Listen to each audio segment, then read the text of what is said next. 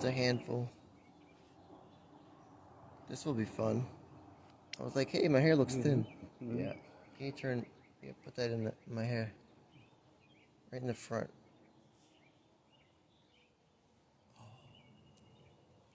This is that Renew stuff that I use with the redox molecules in it. The breakthrough stuff. Makes your hair look thick as poop. Thick as crap.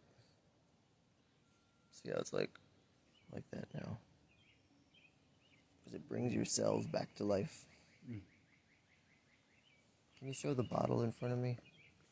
Just put it in front of my face. The bottle? Yeah, bring it this way. Turn it toward the camera. Toward you more.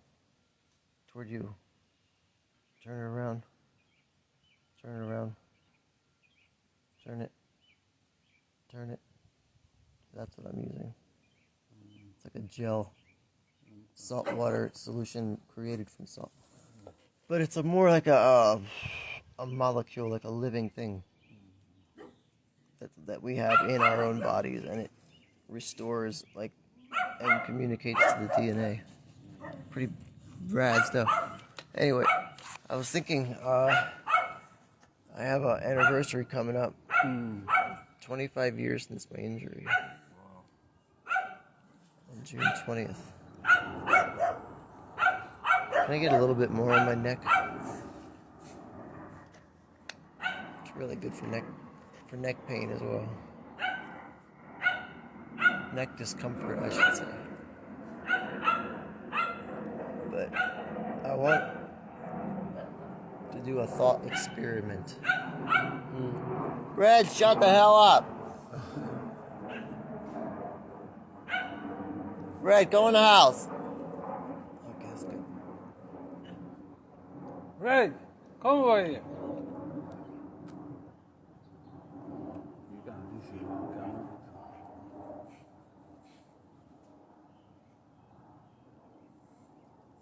So my injury was June 1996 on June 20th. So last year on the 24th anniversary, the same day, I was eating crabs with my family. Even my sister was over, and no, we don't get off together very often. And this white and blue orb circling each other flew over my house. Wow. I recorded it and put it on YouTube. So I started getting involved with the extraterrestrial movement, CE-5. I went to Dr. Greer's, one of his workshops in November. Learned how to meditate, how to contact extraterrestrials, what to expect when you meet them, how to use the light, how to meditate, how to politely ask them to come down. And that there's nothing at all to fear, and that they come when they know you're ready, because their consciousness is interconnected into their technology. And he has photos with these beings. So I've been having lots of activity since last summer, even before that. Like when I was a kid, I was 7, and one showed up in my tree fort, in my backyard, right back there actually. On the right side, back behind the swing set. And so I think I'm going to invite some people over to do contact on the 20th, on the June 20th of my 25th year anniversary at my house. Thinking about it, if they come when they know you're ready, I'm ready. That'll be a huge sign to them saying, this dude's serious, he's ready. Because I've had groups come over and I'll just pick a spot in the sky and look, meditate, patiently wait, and then things start flashing and appearing in the same spot. Oh my goodness. No craft in the area at all. No sound. It's really, really cool. I mean, it's nice and everything seeing them zipping around, but what's really interesting is the occupants of the craft. Like, they're here, they're interested. I mean, why would they be here otherwise? So, like, let's make a connection and start a relationship with them. We're going to bypass the sociopaths running the country who've been hiding this technology from us. And now they want to turn it into fear. The next war is probably going to be against the extraterrestrials, but actually it's our own reverse engineered technology. Just to scare the public into supporting something that they can get tons of funding for, which they've already developed it. They're just trying to use it for control, which is the wrong. It's the exact opposite thing we should be doing.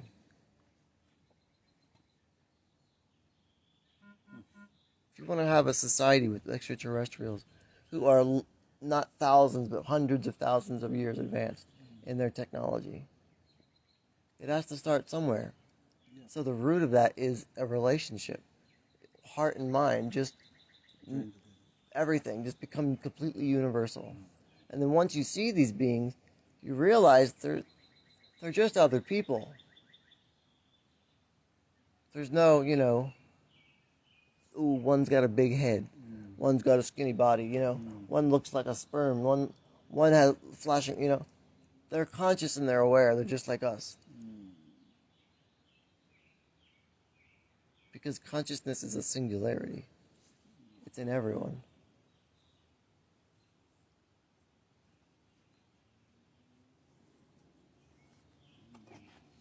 This universe can't be all bad. It can't be.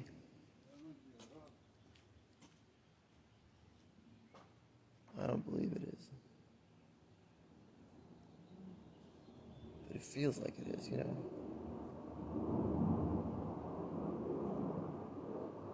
Oh, God. I've been contemplating so much shit. Like, it's just... I don't know. Maybe the injury was a way to wake me up.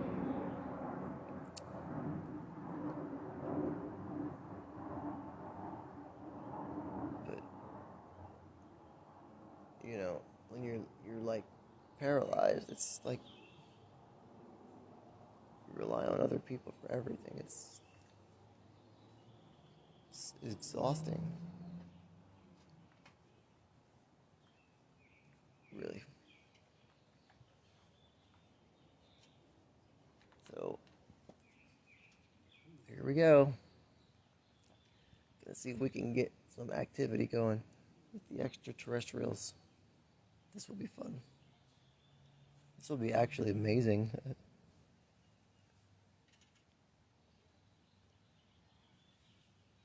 And I don't care what anyone says.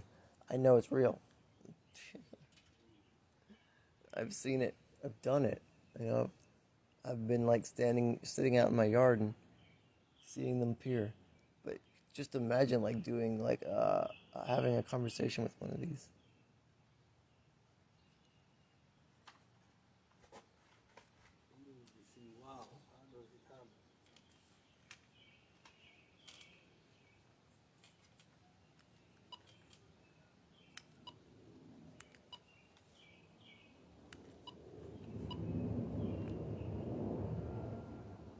I'm gonna wave at you. See what happens.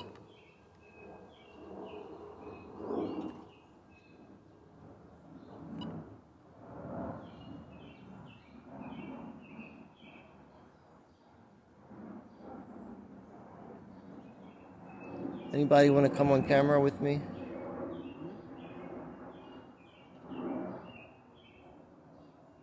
Oh, my dad's at work.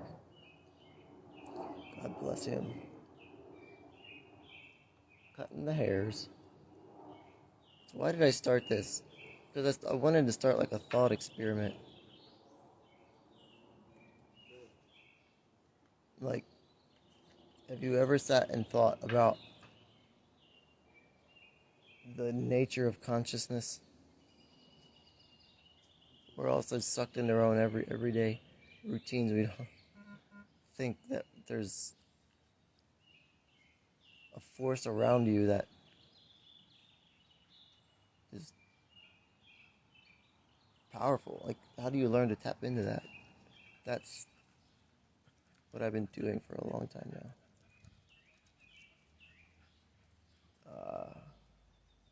I had a few outer body experiences. So when I came out of my body, I was like floating at the bottom of the stairs looking up. And I saw people running down the stairs. They pushed me into my body. And I heard these girls talking over my head. And they said, "May Mother Mary bless you." And I was like, "Are you aliens?" And first thought was that. And then it happened again, and I saw a woman standing at the foot of my bed, and I heard a baby crying. She said, "Just accept it," and then I woke up. And then a third time, I just fainted and saw something flash by my window. Fourth time, I did like a meditation, and they came to, I went somewhere and had some kind of like premonition, walking premonition. Like my legs were like froggy, like really light. And I hugged my mom, and so much water came out of my face. It was like, wow. And then I was in a room full of golden artifacts and a chair, and I put a coin into a dresser or like on a shelf, and a candy bar popped out with chocolate. And I was gonna go to eat it, and some guy in the background started talking, and he was like, "You got 2 minutes," and it startled me, and I woke up into my body. So I've been meditating and trying to get back into that astral plane. I just imagine if I ate the candy bar, it would have done something to my physical form. And what I'm starting to learn is that, like, if you hold, like, anger and, and, and, and stress, your body can't really heal. But in the quantum realm, like, if you have, like, joy, peace, and love in your heart and your mind, and you sync the two together by just being grateful and, yeah, life is shitty, trust me. It's hard to get to that state first of all. But you ever heard of the experiment done where some scientists took photons and they shot these light rays through 2 slits in a wall, and on the other side you saw 2 slits like lit up when they were looking at it. But they noticed when they were not observing this experiment, the photons particles went through the 2 slits, but when they got to the other side, it wasn't 2 slits. It was like many more places it was hitting. So it's like, you know that saying where they say quiet your mind when you meditate? It's really weird. Like, you think of nothing, and then it opens everything to you. Like, because all of space and time is a quantum hologram folded in each one of us. So all the knowledge you ever needed is readily available. You just need to learn how to tap into it. And this has been taught for thousands of years. We just, for the last 1,000 years, forgot about it. And now people like in the CIA, back in the 70s, spying on other countries, doing remote viewing, and inducing themselves even further with LSD while doing it. Those are our shamans now. And they're teaching other people how to meditate. So that's the point of life, probably. To be aware of awareness. Because once you become universal, you're opened up to, like, everything. Like, even extraterrestrials or interdimensionals, ghosts, all of it becomes like a positive thing that you can connect to. I don't think I'm rambling. I don't know, but I gotta go because I'm thinking of going for a doggy walk. I do want to create an event though on June 20. Like, I have some people interested in coming. So what we're gonna do is we're gonna meet. We're gonna do some meditations. I'm gonna teach about the CE-5, about the extraterrestrials, what to look for, what to expect, how to get through any fear, and we're going to politely invite them. Going to go out into the field in front of my house. I'm going to sit in a circle. I'm going to put on a table a framed picture of my spinal cord. Like a MRI of my spinal cord neck, like how you can see it's like damaged. I'll put that on the table, maybe some flowers, and like a crop circle symbol for healing or unity or something. And sent the intention that, well, want to meet whoever's out there, up there in the universe. It could be in another galaxy. And then wait patiently for them to show up. Because remember, their technology is integrated with their consciousness. So you can meditate and go into this heart and mind state of innocence, really. Pure innocence. Like the more that you are innocent about it, the better it works. It's weird. It's cool, though. So it's like no one's ever been hurt doing this. There's never been, someone injured or died because they talked to extraterrestrials. So when you see this stuff coming out, that it's a national security threat, Luis Alessandro on CNN, counterintelligence. He's counterintelligence. He probably doesn't even know that he's lying to you. He honestly probably believes that they're a threat, and he's been researching this because he was working for the government. So when you see like the Nimitz and the aircraft pilots in the air saying they not of this world, because we don't have anything like that. That means because they're not read into the program. So to them, it's most likely our government up there doing it, like conveniently showing up when there's an aircraft around, maneuvering, doing things, we can't do. No wake at all in the water, making 90-degree turns at 10,000 miles per hour. So we've been reverse engineering it. So now the world's gonna get like really strange, but really, we got to stop nuclear bombing ourselves, and apparently that's doing more damage to other dimensions, not just ours. Or we'll blow ourselves up. Seems like the history of humanity is they get to a pinnacle of power and control and then blow themselves up. We have a chance to not do that this time around. Yes, it really does read like a science fiction novel. But it's completely true. Why does that matter? Well, the technology that would be available to us, the relationship would be like not just 100 years in advance. It would be like hundreds of thousands of years advance, if we can take it. I mean, people have been killed over this, and committed suicide because they were so frustrated in the past that they couldn't get. No one wanted to do anything about it.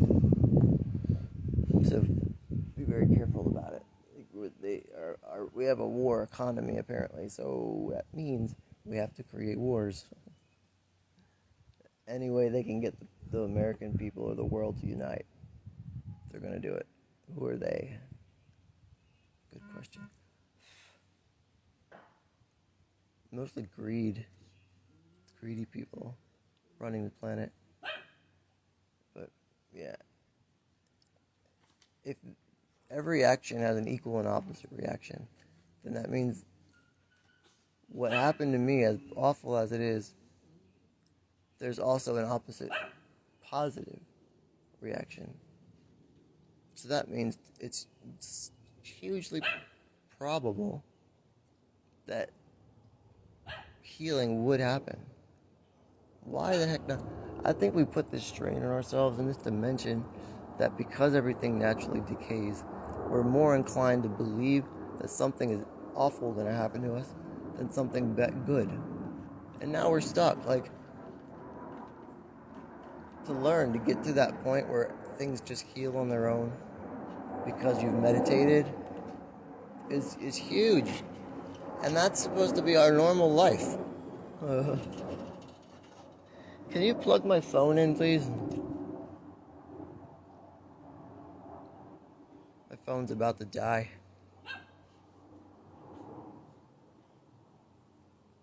Now I need to comb my hair. Are you busy?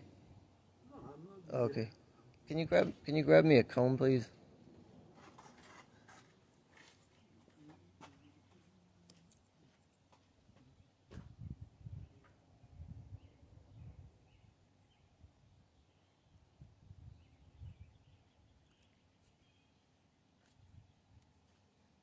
Anybody watching this, if they're seriously interested in the UFO topic, then you should get with me because I'm planning something huge.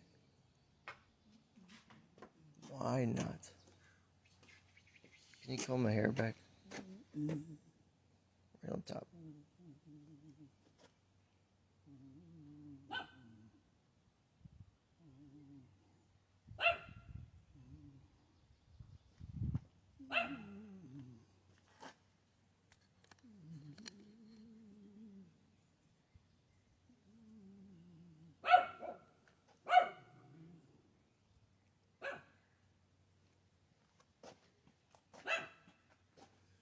Can't really tell because it's so close.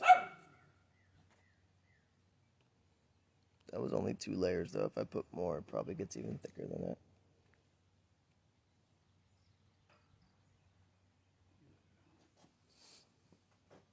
All right.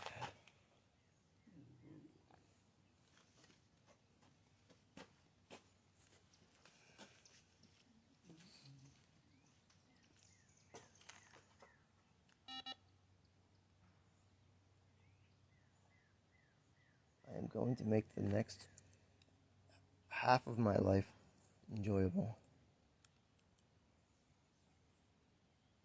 I feel like the whole 25 years has been like one